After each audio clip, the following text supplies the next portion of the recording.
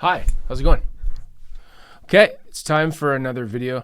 This is going to be the most Fender Stratocaster video ever. I don't know what that means. It's going to be either fair or just informational. I've got two Fender Strats. These are my two best Fender Strats. One's a custom shop. It's called a GT11. That's from Sweetwater. It's like one of their exclusive models. And then I've got a 1979 all original.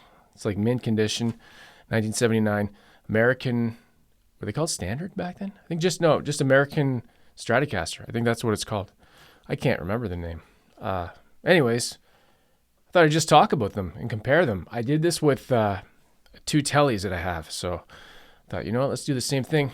Or was that, what was that? That was a telly. I don't remember what that was.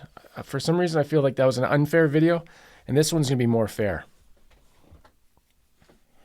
But let's just say it's going to be the most Stratocaster video I've ever done. Anyways, let's take a look at them a little bit closer up. I've done full videos on each one. Actually, I did, if you hear noise, it's my dog, Beatrice. She's a puppy. She's playing with a bone. I did a full, like when I got this one, I ordered this one from the United States. I'm in Canada. This one came from California. So it's funny because actually California, it's called Imperial Music or Imperial Guitar, maybe. I forget what the shop is called. Imperial something. It's on Reverb. Every winter, I feel the fret edges come out a little bit. And then in the summer, it goes back. I guess it gets a little bit more moisture in it. I'm guessing that's because it lived in the South. Probably lived in California for a while. And now it's up here where it's drier. And yeah, I can feel it a little bit right now. And then definitely around the cold months, like we're in November right now, around January, February, I feel it a little bit more. So why did I pick this one? I'm born in 1979. I saw this one online. I originally wanted to get a 79, like a birth year telly, but I saw this. It came with the original hard shell case, came with the original everything. Nothing's been changed. Receipts, tags, hang tags, warranty cards. It's got the guy's address that bought it.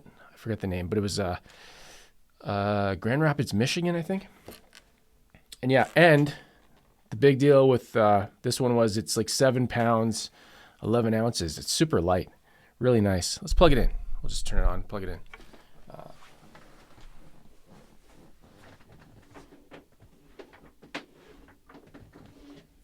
I'm gonna do a little bit. Oh, I'm already on.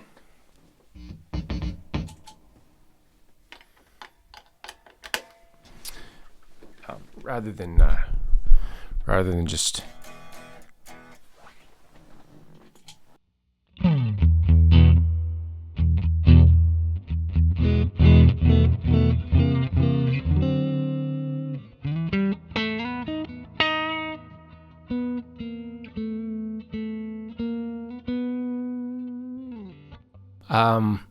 I usually play the neck pickup only on this one. I don't like the bridge.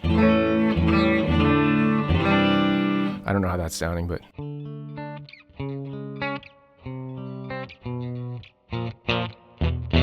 action is super low. Like the shop set it up really low. Frets are really good. Whoops, I broke the headstock. That's what happens. I don't have a big room, right? A little bit of wear on the finish here, and it's a poly finish. It wasn't nitro back then. 3-bolt neck. No issues with the neck moving or anything like that. I guess that's one of the I was gonna say drawbacks, but no, it's one of the things that keeps people. I don't know if it's a myth, but there's a lot of bad 70s vibe with like if Fender made a Squire 70s guitar, that'd be like the Fender's bad vibe guitars. What is he talking about? Cycle through the pickups for a sec.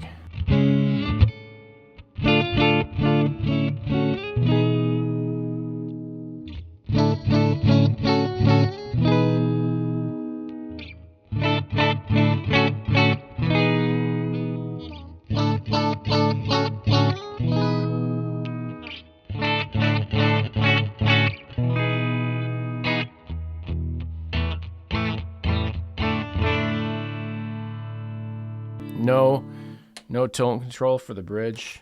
It's just in the other two. And what was I saying?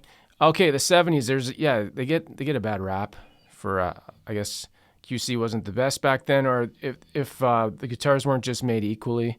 I've heard of that with 70s stuff. Let's give a little bit of drive. The chat breaker.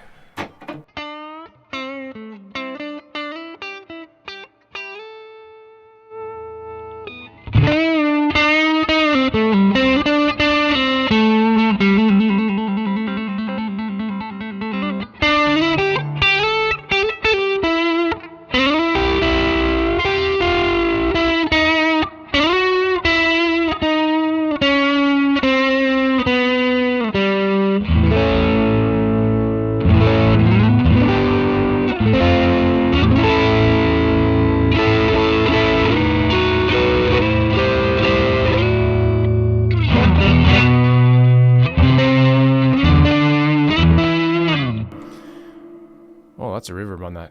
Okay, anyways, what else can I say about it? When you open it up, it's got a lot of corrosion. Not corrosion. It's not corroded. Like, it's not rusted, but it's got like this white film on it. Maybe that is a bit of corrosion. Maybe that's some kind of... Somebody told me what it was. I forget what it is. Oxidation, I think. Oxidization. Okay, let's try the other one here for a sec. It feels good. You ever do that? You can feel the energy. I'm just joking. Okay, so big headstock, bullet truss rod. Those are two things that some people hate. This is a like I said, GT11. Look at the figuring on that. It's crazy. What's going on there? Why is that missing? The light over there? Didn't even have the light on me. Now you can see who I am. What's the story with this one? Sweetwater exclusive. It's called a GT11. I don't know if this is true, but apparently that's goes to 11, but it also has 11-inch radius. So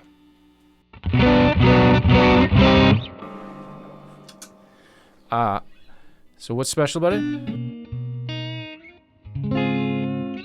Underwound pickups.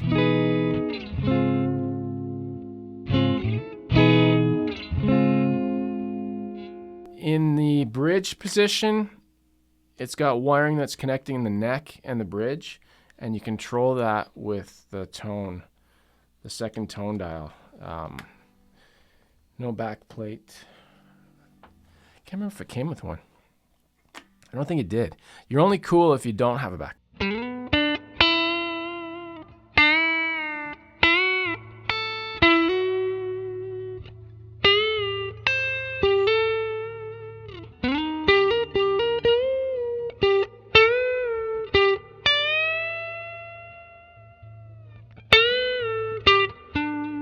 Let's just cycle through the pickups on this one.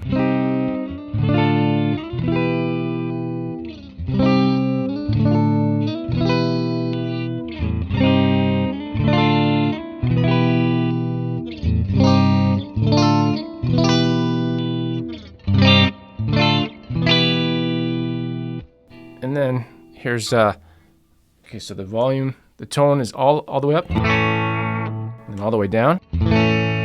Can't remember which is which.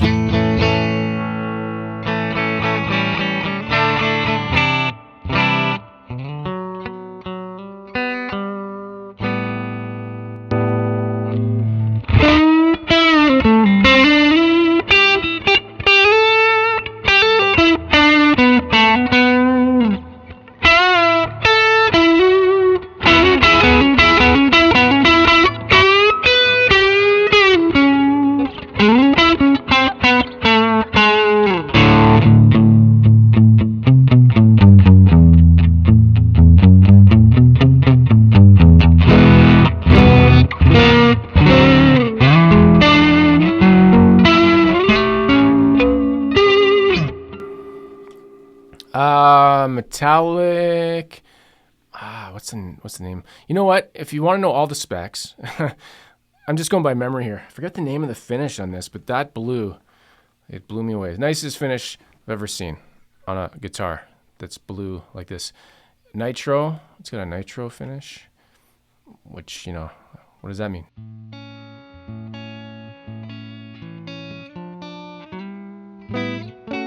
Oh, the cool thing about these 70s guitars, if you can find a really good one, they're not crazy expensive. They're expensive, but not crazy expensive. They're not like, we're talking 4 digits, but like under, like sub, like around 3,000-4,000 probably. And I know that's crazy a lot for most people. It was for me a couple years ago. You would have asked me if I buy a guitar that expensive. I'd say no. I also wasn't doing this full time, so this wasn't kind of my life at the time. So when you have access to all these guitars, I trade up and sell and stuff like that. Ended up with that one.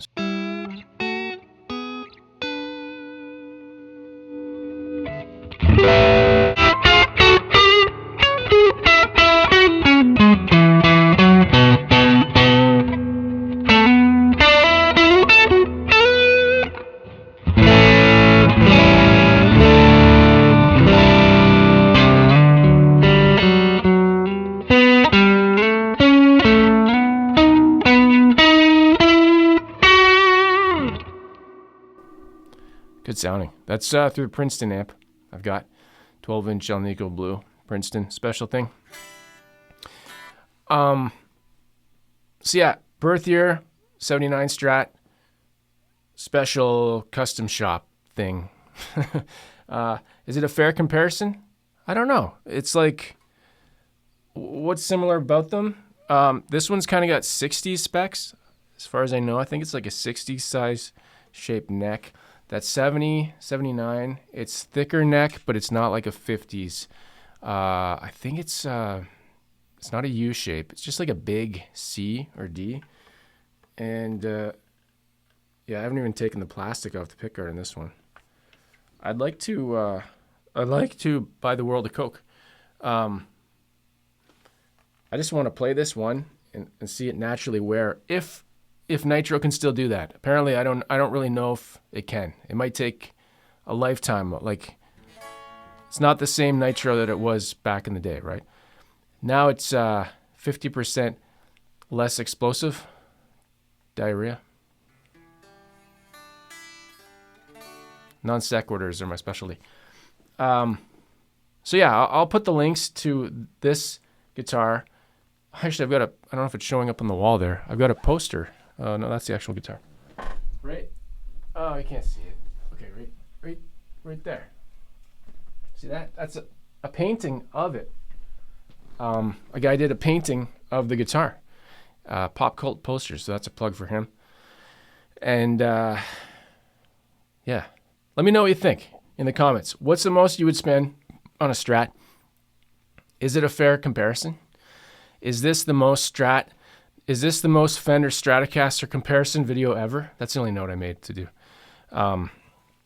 Before we go, let me just shut this off for a second here. If I had to like summarize the two guitars and what they mean, it's kind of like this one's got the vintage vibe. It's 79.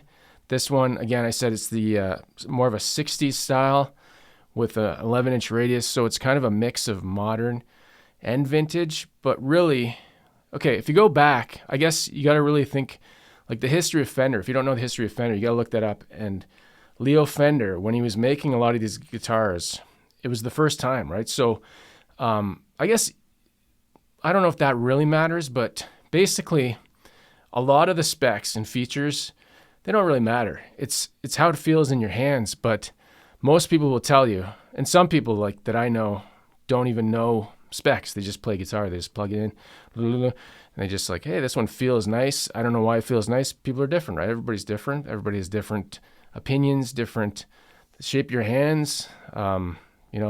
Things feel different and sound different to people. One day you can say like, hey, that sounds amazing. And our brains have really bad memory. I'm trying to remember what I'm trying to say. The next day it could sound like garbage. But so I guess the point is really, it doesn't really matter all the stuff. It's more about the feel of things. So if you like the way something looks or like the way something tastes, go for that one, right? I'm not saying like the taste of your guitar. I just mean taste as in a flavor, a feeling of something. And I know I'm not making much sense, I'm making tons of sense. So I guess between the two, take the best things of all Strats, put them in these two guitars. Maybe you have a percentage of something that you like. For most people, I don't know if I would agree with that, but it's a big group of people that don't really know exactly the difference. So it doesn't really matter if you play guitar and have fun, and I'll see you in the next video.